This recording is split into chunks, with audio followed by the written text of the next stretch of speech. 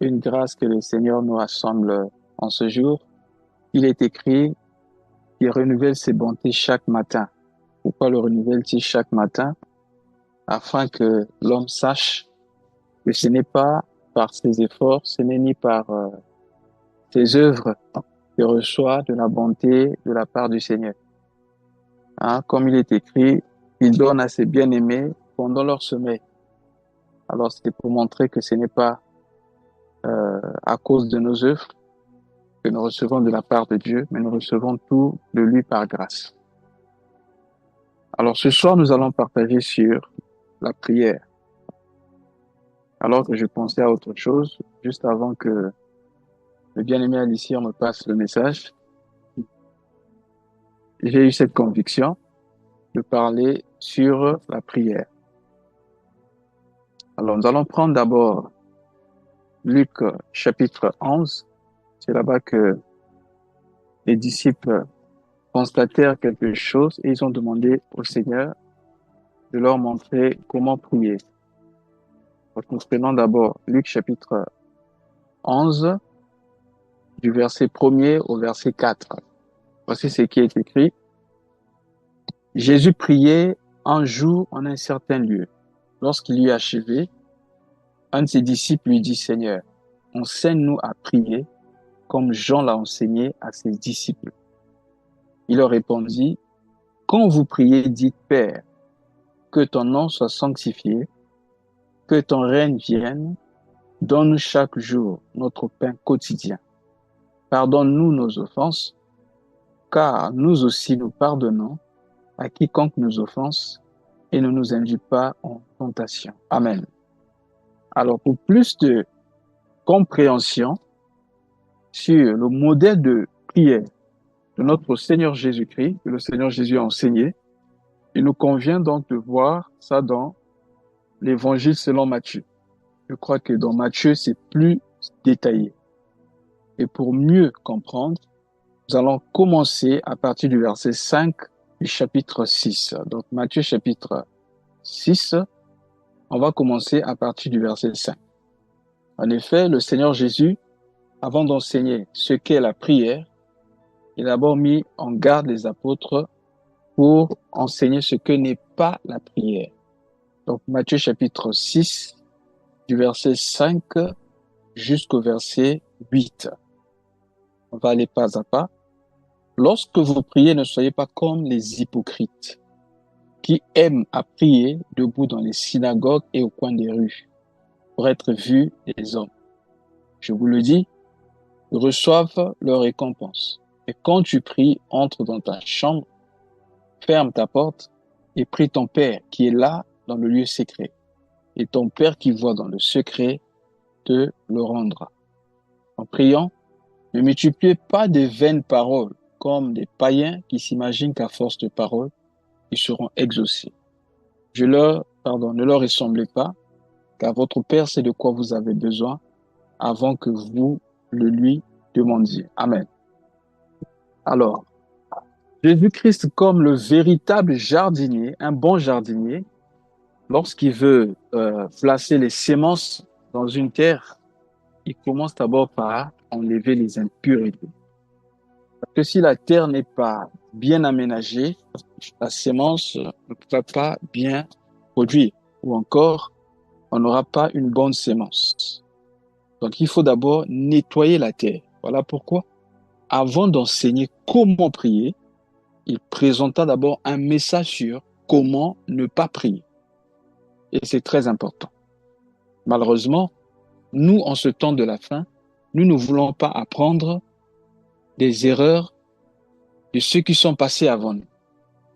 Il dit ceci, lorsque vous priez, ne soyez pas comme les hypocrites. C'est quoi un hypocrite? Le mot hypocrite, en grec, c'est en fait le mot qu'on utilisait pour parler des acteurs. C'est-à-dire c'est quelqu'un qui fait semblant, qui veut se faire passer pour quelqu'un qui n'est pas. Et pourquoi? Un hypocrite dira ce qu'il ne pense pas dans son cœur. Il donnera l'impression de ce qu'il n'est pas. Et le Seigneur Jésus dit, quand vous priez, ne soyez pas comme des acteurs, des gens qui essaient de jouer un film. Je donne un exemple. J'ai souvent vu ça au milieu des chrétiens. Vous voyez quelqu'un dire des choses dans sa prière qu'il ne maîtrise pas, seulement pour embellir la prière ou pour montrer qu'il est spirituel. Je donne un exemple. Quelqu'un qui commence à prier et en priant, il commence à citer tous les noms des attributs de Dieu. Jéhovah Shammah, Tsidkenu, El Roi, Yahweh, Sabaoth, etc. Mais posez la question à cette personne-là. Que signifie Jéhovah Sabaoth? Elle ne sait pas. Non, c'est écrit dans la Bible. Oui, mais c'est écrit, mais quand tu parles, parce que la prière, c'est quoi en fait? La prière, c'est un dialogue. C'est un échange entre l'homme et Dieu. Et quand il y a échange, il faut qu'il y ait, c'est-à-dire il faut que de deux côtés, que les gens puissent parler. Donc, prier, c'est dialoguer avec Dieu. Donc, je parle, Dieu parle. Je parle, Dieu parle. Donc, si la prière est un dialogue, ça veut dire que ce n'est pas en un sens unique. Alors, très souvent, on nous a présenté la prière comme le fait d'élever son âme vers Dieu pour demander des choses à Dieu. Bien-aimé dans le Seigneur, une prière faite sans avoir écouté Dieu en amont sera une prière déséquilibrée. Parce que pour parler à Dieu, il faut commencer par l'écouter. Je crois que par la grâce de Dieu, nous allons expliquer dans les messages qui vont venir parce que je pense qu'à partir de maintenant, jusqu'à ce que l'Esprit nous dira d'arrêter, nous allons parler de la prière parce que nous avons compris que la prière est très, très importante. Et la prière faisait partie des éléments de base des disciples lorsqu'ils ont commencé le ministère. Vous vous rappelez, c'est dans Actes chapitre 6, quand ils ont mis en place pour la première fois les diacres, parce qu'en effet, les apôtres commençaient à s'embrouiller, à servir à la table. Et ils ont constaté qu'ils commençaient à baisser. Et qu'est-ce qu'ils vont dire? Choisissez des hommes de qui l'on rend un bon témoignage, des hommes remplis de l'esprit, des hommes connus comme des hommes de bien, et nous allons leur donner cette charge et nous allons nous focaliser au ministère de quoi? De la parole et de la prière. C'est très important. Et la Bible dit prier sans cesse. Enseigne-nous à prier. Donc, s'il y a un enseignement très important, bien aimé, c'est la prière. Et le Seigneur Jésus a dit, pour ne pas céder à la tentation, il y a deux choses. Veiller et prier. Mais pour prier, il faut savoir comment prier. Si tu ne sais pas comment prier, alors ça ne sera pas bon. Voilà pourquoi nous avons pensé que c'est important que pendant ce temps, nous puissions examiner, bien aimé, la prière. Aujourd'hui, nous allons poser les bases et par la grâce de Dieu, prochainement, nous allons plus avancer. Mais nous parlons d'abord de ce que n'est pas la prière. Donc, le Seigneur dit premièrement, ne soyez pas comme des hypocrites. Un hypocrite, c'est une personne qui dit ce qu'elle ne pense pas dans son cœur. Comme je disais tout à l'heure, quelqu'un qui prie en citant les noms de Dieu seulement parce que il veut impressionner l'auditoire. Nous devons savoir que nous ne prions pas en s'adressant aux hommes, mais nous prions en nous adressant à Dieu. Voilà pourquoi, lorsque nous prions, nous devons savoir ce qui sort vraiment de nos bouches. Examiner ce qui sort de nos bouches, savoir ce que nous disons à Dieu.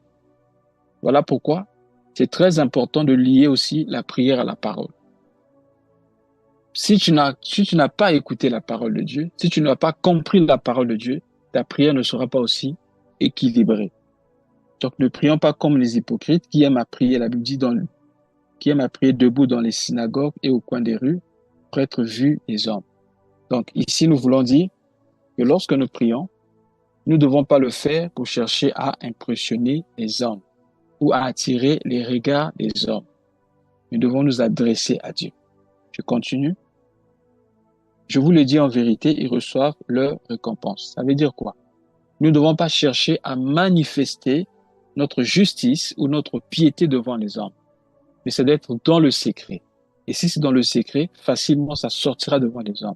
Mais lorsque nous cherchons à prouver aux hommes que nous sommes pieux ou que nous prions beaucoup, nous sommes hypocrites et généralement des gens comme ça, dans le secret, ils ne prient pas. Je continue. Mais quand tu pries, va dans ta chambre, ferme la porte et prie ton Père qui est là dans le secret. Ton Père qui est dans le secret te le rendra. La chambre ici, c'est notre intérieur. La prière, c'est le cri du cœur. Vous vous rappelez ce que David a dit? La parole n'est pas encore sur ma bouche, que tu connais la fin ou encore tu connais déjà tout ce qui sortira de ma bouche. Parce que lui sonde les cœurs et les reins. Nous voulons dire ceci. La prière, c'est ce qui découle du cœur, car il est écrit que c'est de l'abondance du cœur que la bouche parle.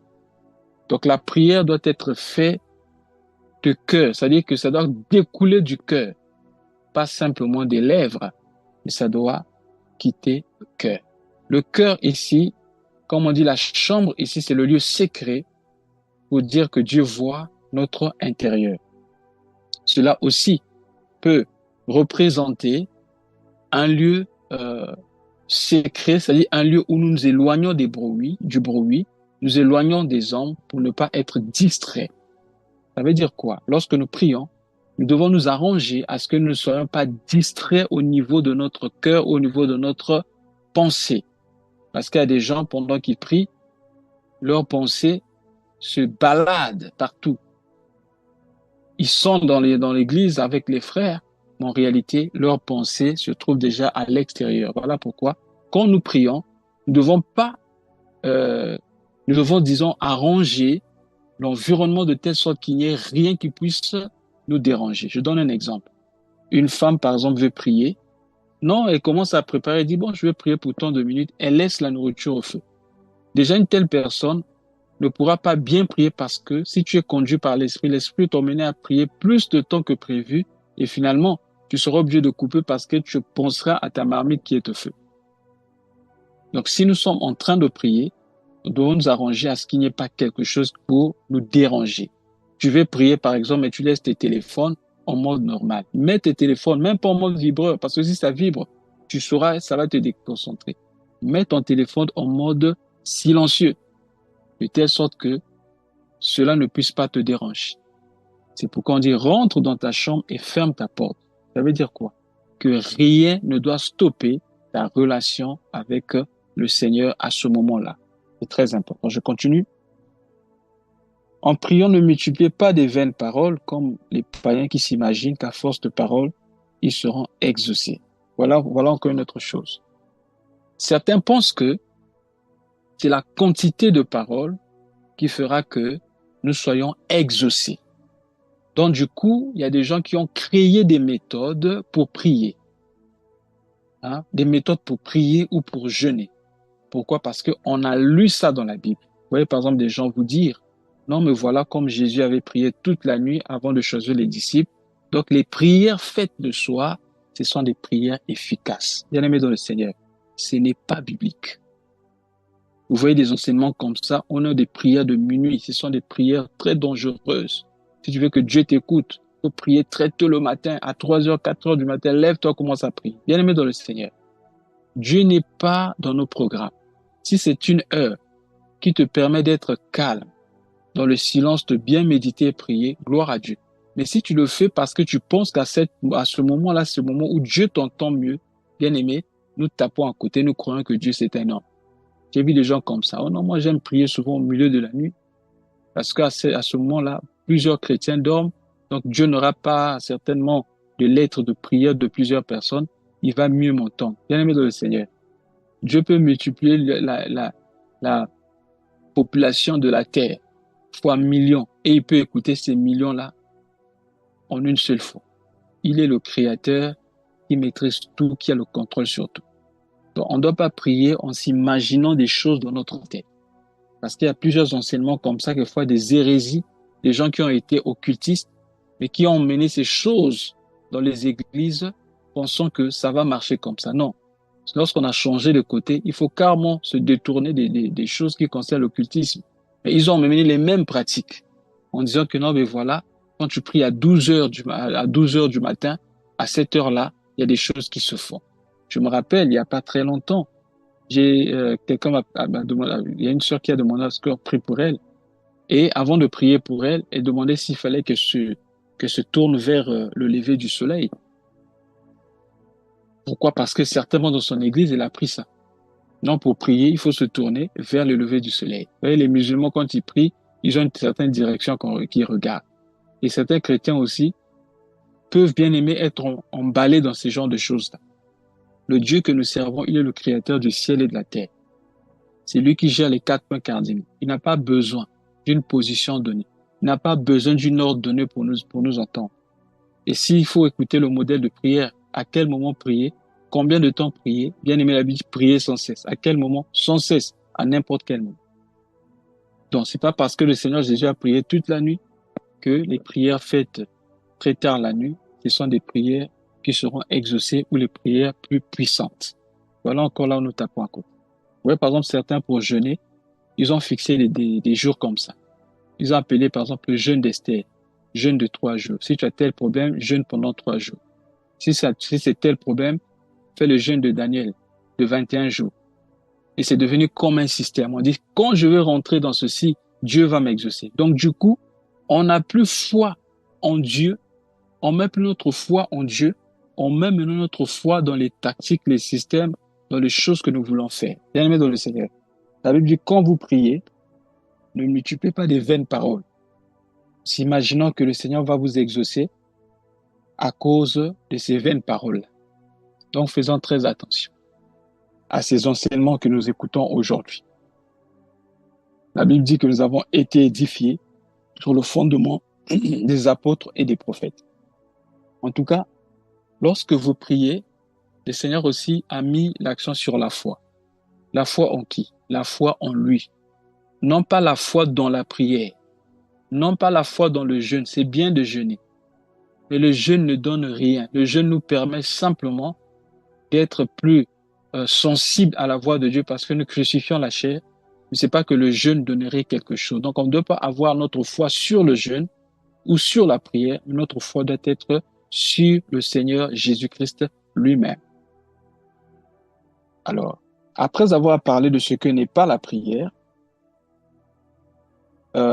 j'aimerais encore toucher certains points, c'est très important. La prière n'est pas aussi une récitation.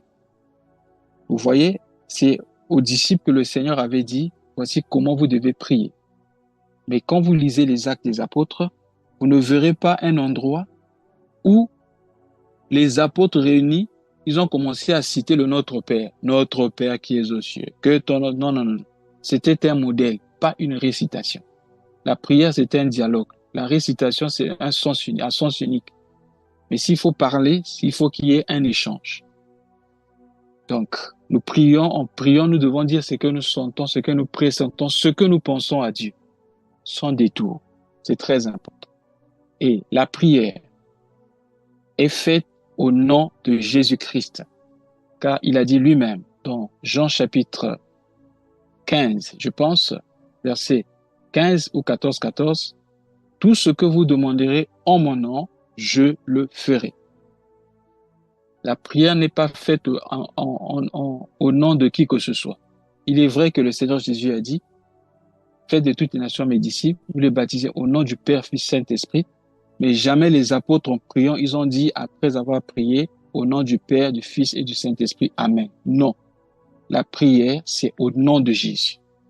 Parce que Jésus-Christ, c'est lui le seul médiateur entre Dieu et les hommes. La prière est adressée à Dieu au nom de Jésus-Christ par le Saint-Esprit. C'est très important. L'Esprit nous aide dans nos faiblesses parce que nous ne savons pas ce qu'il nous convient de dire dans nos prières. Et nous ne pouvons pas prier une créature. Nous n'adorons pas des créatures, nous ne prions pas de créatures, notre prière doit être adressée à Dieu. Même si Dieu utilise un homme puissamment, bien aimé, nous devons adresser notre prière à Dieu. Aujourd'hui, il y a ces hérésies-là qui sont rentrées dans les églises où on dit, prie le Dieu de ton Père. Et ils ont des versets bibliques pour justifier cela. Oh non, voilà, lorsque le manteau était tombé sur Élisée, Élisée avait dit, où est le Dieu d'Élie? Donc, finalement, aujourd'hui, vous verrez des gens qui demandent à certaines personnes de prier en disant, le Dieu de mon père. Mon père, là, c'est son père spirituel ou son pasteur. Le Dieu du prophète intel. Non. C'est au nom de Jésus-Christ que nous devons prier. C'est très important. Et Dans la prière, nous devons savoir qu'il n'y a qu'un seul médiateur. Selon 2 Corinthiens chapitre 1 Corinthiens chapitre 2 verset 5, il est écrit, il y a un seul Dieu et aussi un seul médiateur entre Dieu et les hommes, Jésus-Christ homme. Si le monde dit tout chemin mène à Rome, bien aimé, tout chemin ne mène pas à Dieu. Jésus a dit dans Jean 14, 6, je suis le chemin, la vérité et la vie. Nul ne peut venir au Père si ce n'est par moi. Donc, il n'y a pas un autre chemin pour aller vers Dieu. Le seul chemin, c'est par Jésus-Christ. Pourquoi? Parce que c'est lui qui a ouvert le chemin qui conduit au Père. Vous vous rappelez? À la croix, lorsqu'il a déclaré « tout est accompli », le rideau qui cachait la présence de Dieu dans le temple, qui séparait le lieu saint du lieu très saint, était déchiré du haut vers le bas. Et la voie qui conduit à Dieu était ouverte depuis ce jour-là. Et tout celui qui veut aller vers Dieu doit passer par Jésus-Christ. Il n'y a pas plusieurs médiateurs, mais il n'y a qu'un seul médiateur entre Dieu et les hommes, c'est Jésus-Christ. Ceux qui ont été catholiques ici, excusez-moi de vous le dire, mais les gens ont transformé la salutation de l'ange Gabriel à Marie en une prière. Je vous salue Marie, pleine de grâce. C'est devenu toute une prière. Et ce qui est aberrant, vous verrez dans cette prière-là, il y a une partie où on dit « intercède pour nous pauvres pécheurs ». Marie ne peut pas intercéder pour nous. Marie n'est pas restée vivante pour l'éternité. Non, il n'y a qu'un seul qui est ressuscité de mort. Lui qui est la tête de l'Église. Lui qui est sorti, lui qui intercède auprès du Père. Lui qui est assis à la droite du Père pour intercéder à notre faveur. C'est Jésus-Christ. C'est lui qui accepta les exigences de Dieu. Il a accepté de souffrir pour toi et moi afin de nous ouvrir le chemin pour aller vers Dieu. La prière faite pour Marie, utilisée aujourd'hui, en effet, c'est une prière adressée à une déesse qu'on appelle la Reine du Ciel. C'est un démon qui existait depuis même avant que Jésus-Christ ne vienne sur terre. Si vous lisez le livre de Daniel, vous verrez que dans le livre de Daniel, on parle de la Reine du Ciel. Donc ce n'est pas Marie, la mère de Jésus, mais c'est un démon à qui on adresse les prières. Et dans plusieurs religions aujourd'hui, il y a beaucoup de prières adressées à des gens. Des prières, par exemple, adressées aux saints. Les saints là, croyez-moi, ce ne sont pas des saints que vous connaissez dans la Bible. Bien-aimés, ces saints-là, en effet, derrière se cachent des entités spirituelles. Ce sont des prières adressées aux démons. Les saints, ce ne sont pas ceux qui sont morts. Les saints, c'est ceux qui sont vivants. Et même ceux qui sont morts, les saints qui sont morts, mais en fait, on devient saint lorsque nous sommes sanctifiés par le sang de Jésus. Les saints, c'est toi, le saint, c'est moi. Maintenant, et même lorsqu'on va mourir, on sera saint. Parce que dans certaines religions, on dit que les gens deviennent saints. Après leur mort, ils deviennent des saints patrons, c'est pas saint X, saint Y. Une fois de plus, ce sont des hérésies. Nous ne devons pas prier comme ça. Autre chose, on ne peut pas adresser une prière à un ange.